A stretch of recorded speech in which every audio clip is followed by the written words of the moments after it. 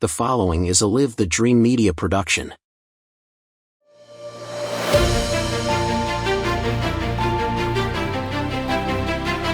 Hello and welcome to the Faith Family Schools podcast with your host Christopher DeSimone.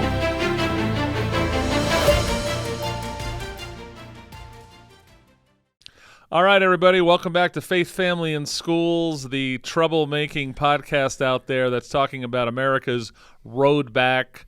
The premise of the podcast is, in the end, when we have elections that might go your way, if you think you go that way, they seem to be temporary speed bumps as America keeps tumbling down the hill. I believe it's probably happened. I was born in 1970, so I think that's right about the target time that we really started rumbling down the hill, and then you go, hey, dude, where's my country, right?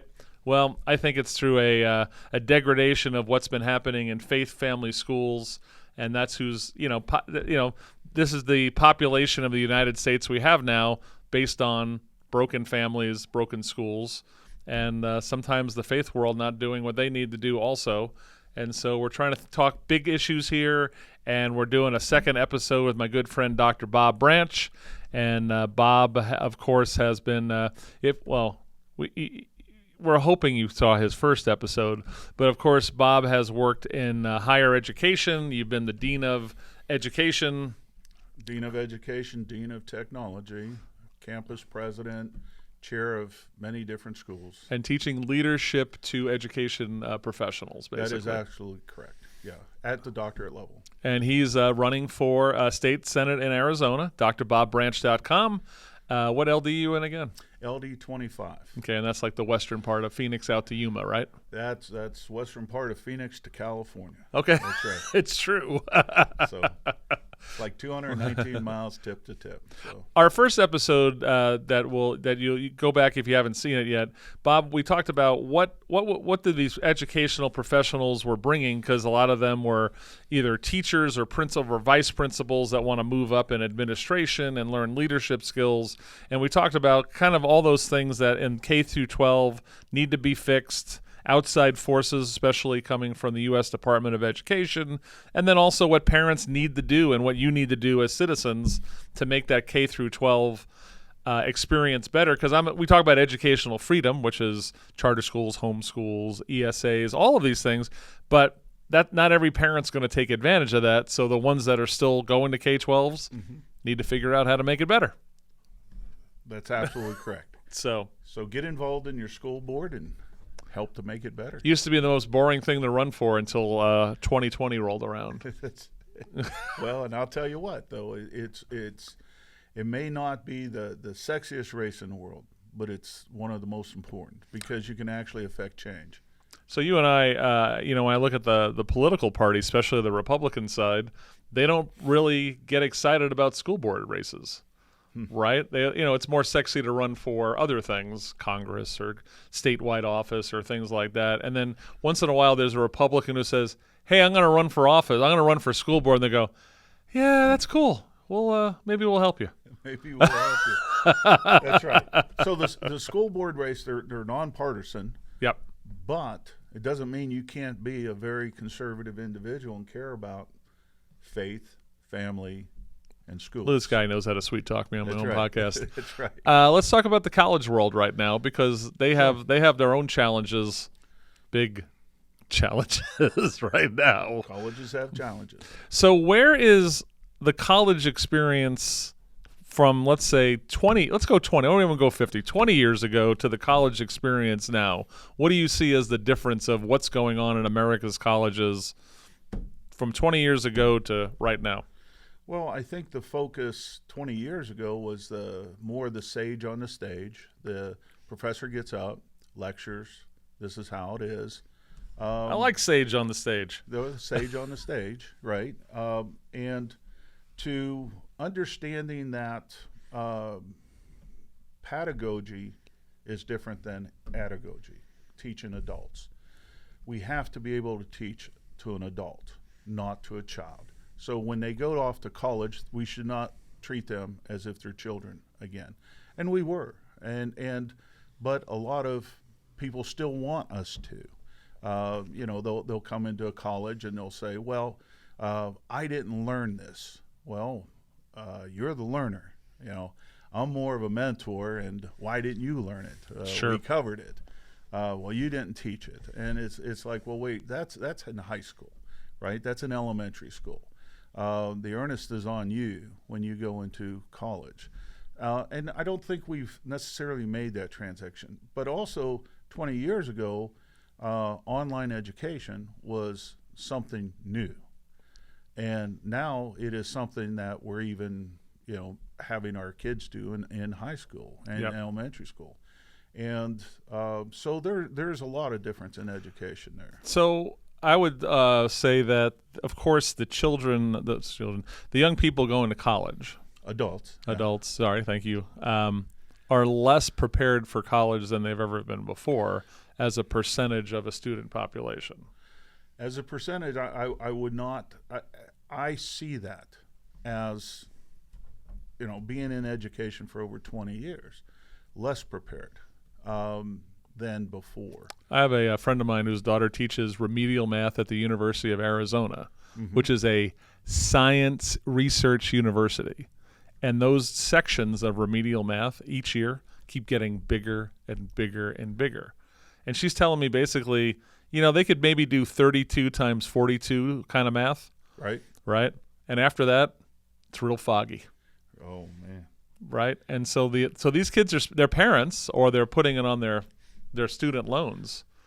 Them and / their parents are going to spend a lot of money on stuff that they, of course, should have learned in high school. And also, I think that we have to look where the high school student is coming from, like an Arizona public school or a Virginia public school or something into our school system. Different level of preparedness. Sure. Into the school systems. Unfortunately, and you brought up the politics. Yep. So let's look at Arizona politics. So you had Jan Brewer, 2 terms, governor. Doug Ducey, 2 terms, governor. Why do we have a liberal school board? I have no clue why we have a liberal school board. Oh, and the Board of Education. you're talking about the Board of Regents? No, that's college. Yeah, okay. And I understand that. But remember, in 2018, there were 5 Republicans running for superintendent of public instruction, including the incumbent Diane Douglas and a 3-term U.S. congressman. But when Doug Ducey appointed somebody to the Board of Regents, he picked Duvall, his political opponent and a Democrat. Yep. Why? And so when we look at when we look and say, well, if we vote this way, they'll fix Paradise Valley Country Club. That's probably the only thing I can. I'm sorry. Well, sometimes political opponents aren't really opponents, right? Too. They could be friends, and that's unfortunate. But if you look at our the Department of Education for the state of Arizona, why wasn't it filled with very conservative individuals that cared about education? Why? And that's something that boggles the mind. It seems that the superintendent of public instruction, when they get in, there's always a fight at that board because that person, let's say it was Diane Douglas. Diane Douglas? Yeah, that's correct. I was thinking of Ellie Mae. What was her name? It was like Diane Douglas. No, so Diane Douglas, when she was in there, she fought. She fought with the Board of Education. She fought with the governor. But you consistently seen that. Now that Tom went into there, Tom Horn, it's not a natural fit. Still, there's still the headbutting, and we have to end that. We have to get governor in there that will appoint the people to the board of Department of Education, that board that will work in conjunction with a conservative individual like Tom Horn to fix education, right? Now, I seen Tom come out the other day. He did a commercial and say, and we have all of our schools are excellent here in Arizona. It was like, well, maybe he's running for something. I don't know. I don't know. I looked at some of the new grades in some of the schools, and I wouldn't send my dog there to that school. And we got a B+. I'm like, about that. Yeah. So when we talk about the college world, and Yes. so what I see in college right now is because there's such large bureaucracies. Mm-hmm. I'm going to talk about the state university system right now, and this is across the country, and most private colleges also. They're there to make money and to create jobs, high-paying jobs for themselves. Am I being too pessimistic? I actually think it's worse than that. Oh no! Well, I'm being optimistic. That's right. Well, you drive around downtown here, or you drive up, in the Tempe area, even the downtown Phoenix area, and look at all the expansion that ASU, for instance, is doing. Yep, Arizona State. All of that is funded on the back of student loans, right? So, and it's obscene because, and I'll go to my students and I'll talk to them about this. If you were to start a university, you would do it differently. You would do it like, Clint here. He has a bakery, right? Yeah. So if you're go run a bakery and you're go sell those delicious Cinnabons, I'm giving you a plug here, buddy. Copper Creek cookies. Copper Creek cookies. So if you're going to do that, you're going to say, okay, what is, first of all, do people want it? So you go do a test market. Second, you're going to come out, what is my total available market? What is my serviceable market? And how much does it cost me to produce this? Then you're going to say whether or not you can sell that cookie or Cinnabon for what you can sell it for. Yep. Right? Well, but if, let's say, the squad says, okay, well, everybody should have Cinnabons. So everybody is going to now have $10 given to them to buy Cinnabons. Well, first of all, you go get a lot of people making those Cinnabons that can't make a good Cinnabon. You're going to have inferior product, like you have many inferior colleges out there, right? Right. A lot of for-profit institutions shouldn't be in existence. Many of them should not. There's some that should, but there's many that should not, right? So you're going to have an inferior product because it's subsidized now. Education subsidies is in the form of student loans, right? So they don't look at how much does it cost to educate a freshman. They look at it, what kind of money can we get to get from the freshman? Yep. Well, if we sat home with student loans, because everybody gets them, then we could build these monoliths downtown and these giant centers. I call them educational resorts. Educational resorts. We can build those. It's not going back to the professor. So if a lot of people look at me and say, well, you're the professor, you're getting them. No, I wish I was getting the money. I don't think I had a raise in almost a decade, right? And that's a seriousness. So the reality is these schools get the money and they keep building and building and building. And like you said, it's a for-profit.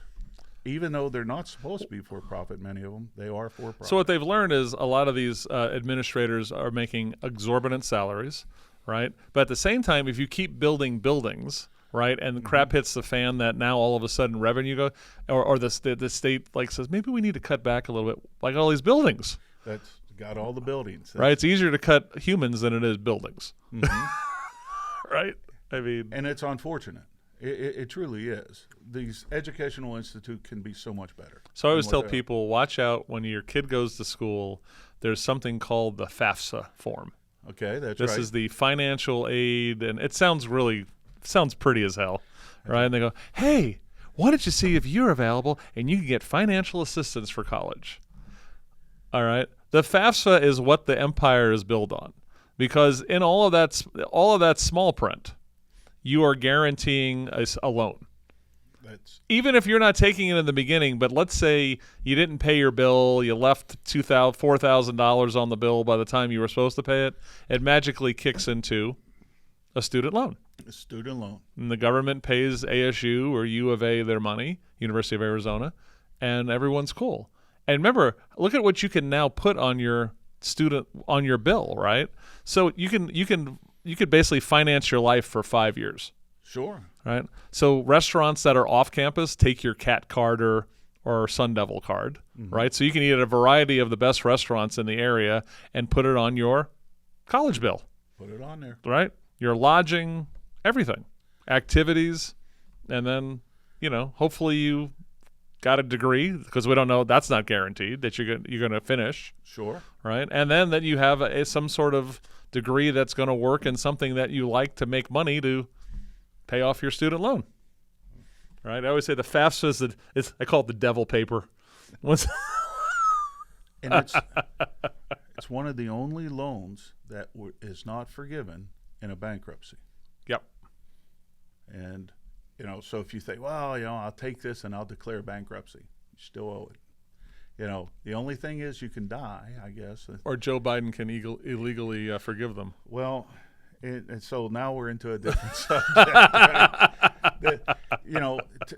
To do that, and I'm of a different mind. The argument that a lot of politicians, it's not fair to the cab driver. It's not fair to this. It's not, there's plenty of cab drivers that have college educations. They chose to drive cabs and stuff, and I don't think it's that.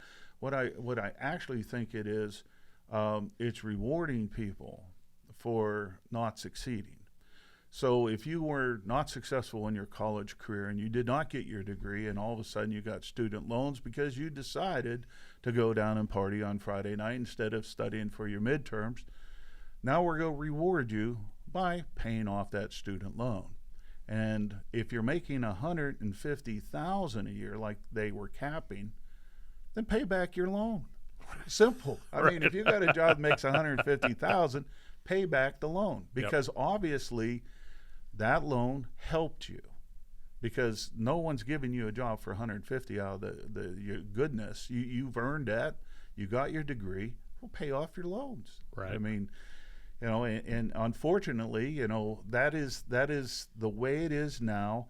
But all of this, the resorts, as you call the educational resorts, are off the back of those student loans. Yep. So it's the federal government giving money through the student to the universities to expand the universities. So I have a friend of mine who lives in a town you and I hang out in once in a while called Yuma, Arizona.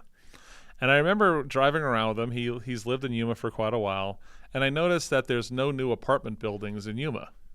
They all look like they're from 1978. Okay. And I go, what's going on? Right? You got the Marine bases there. There's things kind of happening in Yuma. And he goes, what happened is that the reimbursement rate for the Marines and the military in the area hasn't changed much. So what happens is there's no incentive for anyone to build anything new or improve. Yeah. Because it's always the same $800 for a two-bedroom whatever, right? But right. He said to me, maybe that's the answer for student loans, right? Is that we're only guaranteeing up to, let's say, $6,000 a year. Mm-hmm. Then all of a sudden, either the ones will go out of business, or magically tuition will go down to $6,000. Stop giving student loans. Right. So, but the slippery slope might be to at least limit how much you can have guaranteed. Sure, but unlike the Marines that you're talking about, it keeps going up every year. It's true. True. And they base it on, well, how much does education cost? Well, education costs, okay, then we need to increase it.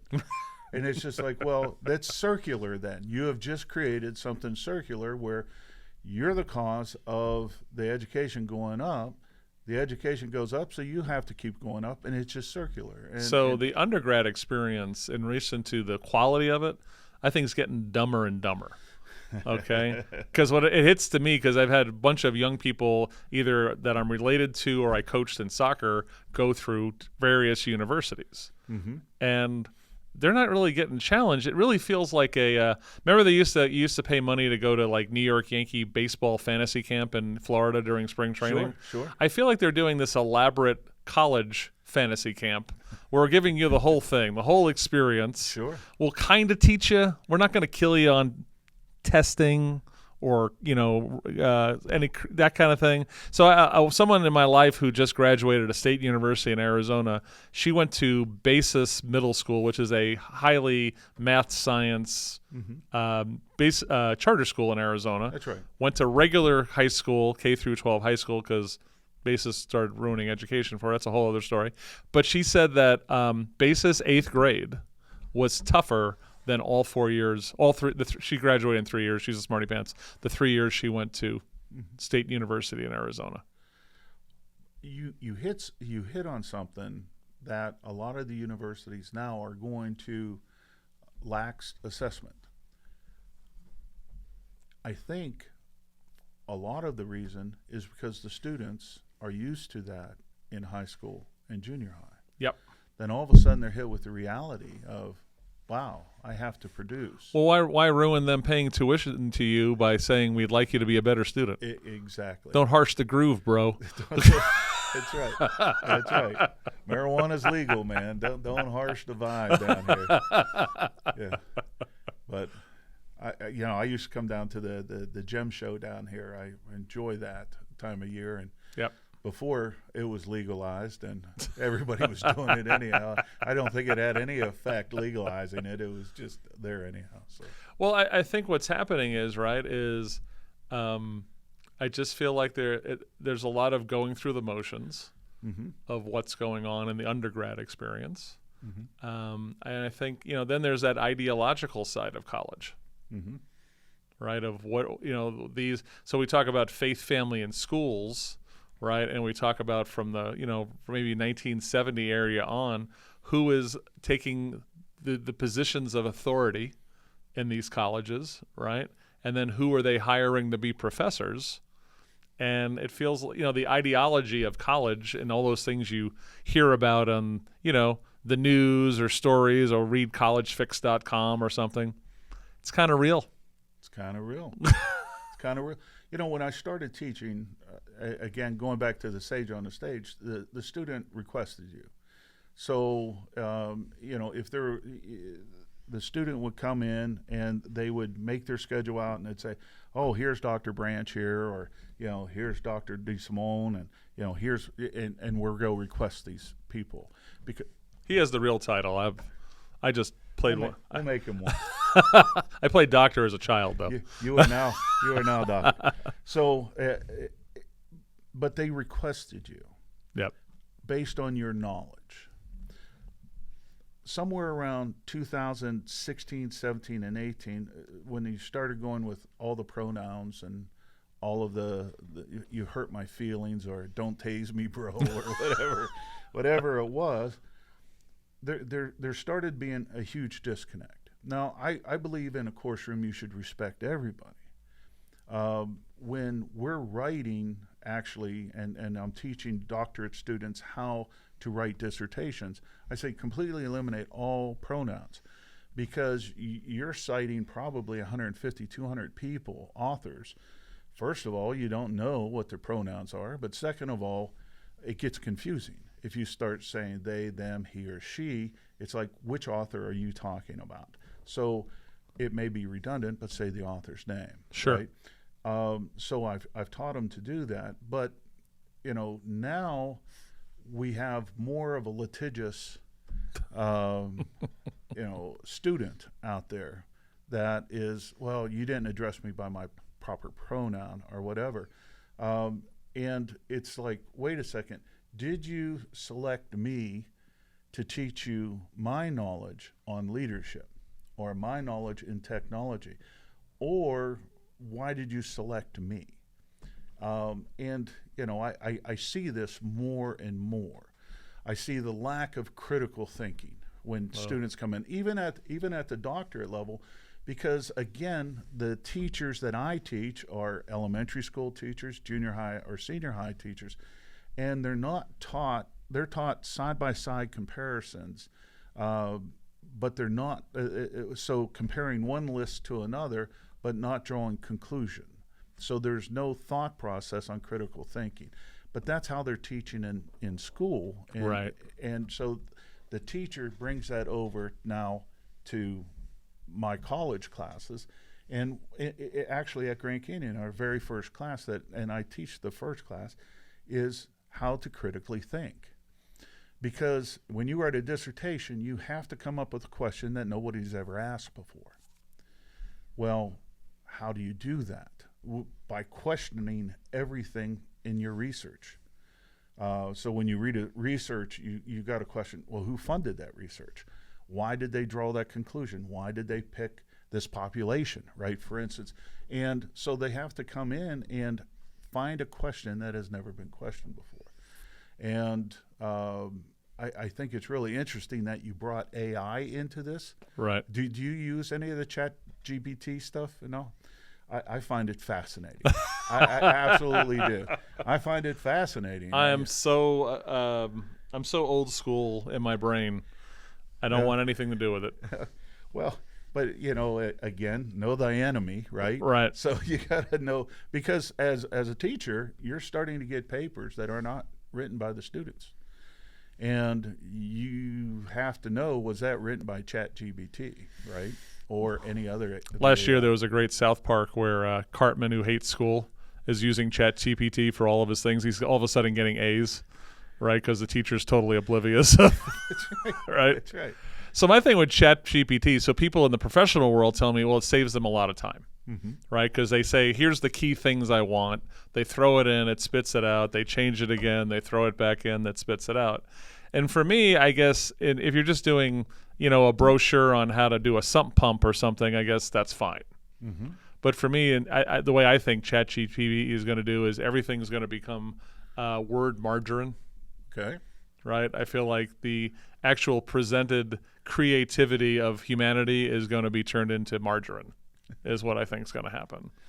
And I already got enough margarine in all the other parts of the world right now. Yeah. Right. We're going to be all those people reeling around in Wall-E, watching TV, and just we don't even move by ourselves anymore. Mm-hmm. So I think, to me, they're going to have to bring me kicking and screaming to the ChatGPT altar. Or what Dojo is what Musk is developing, right? I think so. Yeah, his Dojo. That's going to be. So my last thing on college before we get going is, well, you were at a Christian university, so hopefully it's a little better in relation to kind of that indoctrination of kids. But you see it at the state universities all the time. Mm-hmm. And a future guest on this show is my buddy. He's Father Matt Lowry. He's the priest at NAU's Newman Center up in northern Arizona. And so he's been a priest for like 16 years, but he's been at that Newman Center for 14 because he knows that's where the battle is, right? These kids who are moving away from their parents, right? Sure. And they're kind of put to the wolves by themselves at this point. There you go. And, he'll tell you that there's so many that are unprepared for the onslaught of what college throws at you. Not just peer pressure from your dorm buddies or friends, but what the university teachers and administration's throwing at you. Mm-hmm. So that's the other part of college is your people like, I have a student loan on my kid for $100,000 and I don't even recognize my kid anymore. That's right. You turned your conservative kid into a liberal. Right, or whatever they turned into. It could be, right? So I guess the question is, that's another thing, because it's always about ignorance. Sure. Right, that the parents don't really know. Or your faith-based kid into someone without faith. Correct. So, and so I guess the question is, this is something that parents need to be working on when the kid was 5 or 10, and I guess warn them before they get there. I don't know if they even do that. Our hurdle in my family, just with my son, was I brought him up faith-based. When he went off to his first year of college, he had a course, and they were talking about religion, only in a negative aspect, that it doesn't really exist, the Immaculate Conception never happened, Jesus did not rise again, blah, blah, blah. These are all, stories and parables. Your parents are superstitious baboons. Exactly. And I remember, that I had a big argument with that school over that. It is, why go against the teaching that the student already had on this aspect because what you're teaching isn't fact either. You know, my belief is fact to me, and I believe my belief is fact. So why tell me it's wrong? And I had a big, but that was the indoctrination. But my kid was strong enough to come back to me and say, "You know what this goon is trying to teach me?" Right. You know? That was my two kids in college. It's like, this is BS, man. I don't want to be indoctrinated like this. And what you got to do is you have to keep your kid aware that they're going to have to write when they do their stuff. They have to manipulate their own professors through their writing, because that's the only way you're going to survive. Where they think you're giving them what they want, without giving them totally what they want. It's like the Smothers Brothers in the late '60s, pacifying the people looking at whether or not you were keeping within the lines. But So let's finish on this will be like a campaign question, because you're running for AZ Senate District 25. yes, drbobranch.com. What if you get into the legislature and Arizona, knock on Formica, keeps the legislative majorities the way they are? When it comes to universities, what can we be doing from a state legislature point? Pretend there's a Republican governor. my mind just went, wait, we got a Democrat as a governor here. Let's just what would be good legislation to come from the Arizona legislature or any legislature out there to maybe fix a little bit of the college situation? Okay, an idea. And just run this by, and this goes back to pacifying the teacher that you were just saying. Your child has to be smart enough to do that. Yeah. So let's pacify the teacher. Make it illegal for any predatory loans that are not excusable through foreclosure. Gotcha. Sounds simple. Sounds nice. It says, hey, you can't have a loan that can't be forgiven if you go to foreclosure. It's like, well, or bankruptcy, not foreclosure. I apologize. Bankruptcy. So by doing that, what you're doing is whoever is doing that loan is breaking the law. Right. Which is the United States government. So what I see, right, is imagine if we didn't have any government student loans, Mm-hmm. and you actually had to go to a bank, That's right. right? And they had to bank on you. They're going to say, all right, Bob, how'd you do in high school? Right? Show me your grades. Show me your grades. Right? Because if you're riding a D and you go, hey, Bank of America, could you give me $150,000 to get my sociology degree? Right. They were like, excuse me, sir, why? There's a homeless guy in the bank. You get rid of him, please? But he's asking for, you got to go, sir. Goodbye. Yeah. Right? That's right. Imagine if we went back to those days. And those days weren't too far back. Remember, Obama made it under the federal government. It used to be the private banks Yep. did these lending. And now it's the federal government. Now they want to forgive these loans. But if you make it illegal to give a loan, a lending institute to give a loan that cannot be forgiven in a bankruptcy, you're going to clean up a lot of things. And unfortunately, that's not the case anymore. And you said 150,000. I was reflecting. I was talking to some students. They were in a dentist program, and that was $500,000. Sure. And and it's like, well, how are you paying for it? Well, between my parents and student loans. And it's like, well, how much student loans? Well, we'll probably have about $300,000 in loans to pay off. Then you wonder why your teeth cleaning now aren't just a regular teeth cleaning; they're the deep teeth cleaning for $275 instead of the free one every year or 2 times a year. As you're telling me about this possible piece of legislation about predatory, like these loans, right? I'm thinking, who would come out of the woodwork to lobby against that? Because that's always the fascinating part. That's right. Uh-oh. That's who. Randy, one more time. She would come out and lobby against it. Guaranteed. Well, thanks for the time. We'll do it again. Chris, it's been an honor. I appreciate it. I appreciate you. And his name is Dr. Bob Branch, and you can check him out at drbobranch.com. He is running for Arizona State Senate LD 25. LD 25. Again, if you want to check out more about me, check out DeSimoneHQ.com, and you can go to tune in and ask for Wake Up Tucson. You can listen to my big mouth every morning if you want to, but check out this podcast at faithfamilyschools.com. America's Road Back.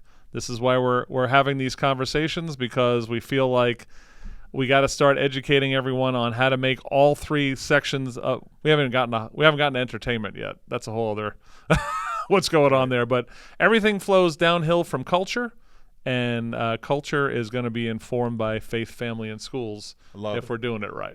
Love it. So he's Dr. Bob Branch. I'm Chris DeSimone. God bless you guys. Have a great week, and we'll see you every Wednesday when episodes drop of Faith, Family, and Schools.